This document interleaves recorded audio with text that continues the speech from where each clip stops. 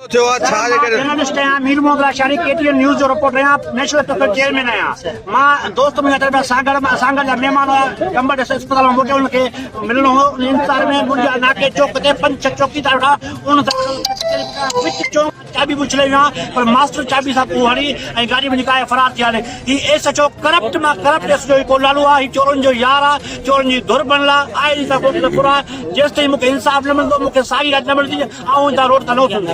अच्छा छा हुर थियो तव्हां सां? 10,000 रुपया वीवो V21E मोबाइल 50,000 रुपए जी ऐं 10,000 रुपया कैश ऐं CD 2005 जी मॉडल मोटरसाइकिल ॻाल्हाई। अच्छा साईं खान साहब अदा तव्हां सां छा थियो? हिते ई छोकिरे बाबा मां CD 5 मॉडल मोटरसाइकिल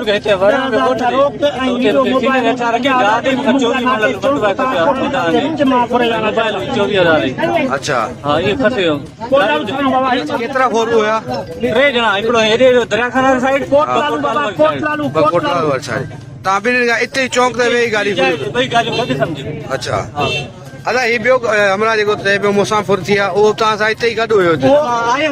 मूंखां फुरनि पिया मां चाबी खे 20 मिंट लॻा घटि में 15 खां 15 मिंट लॻा कार्रवाई कंदे मां चाबी उछले वियो छा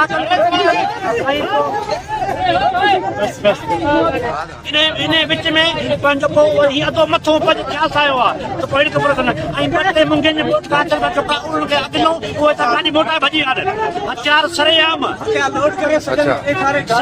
मूंखे गार गंद के न ऐं मूंसां फिरण जी कोशिशि मां चाबी छॾे आयो मूंखे ॿिए बार अची टाइम होटल ते। अच्छा पुलिस वग़ैरह आई आहे हिन महिल अधु कलाक गुज़री वियो आहे पुलिस न आई आहे ही एसएचओ उन्हनि जी धुर आहे ऐं करप्ट मां करप्ट राशि एसएचओ आहे ऐं हिन जा पंहिंजा छॾल ही उन्हनि चोरनि खां मंथली वठे थो।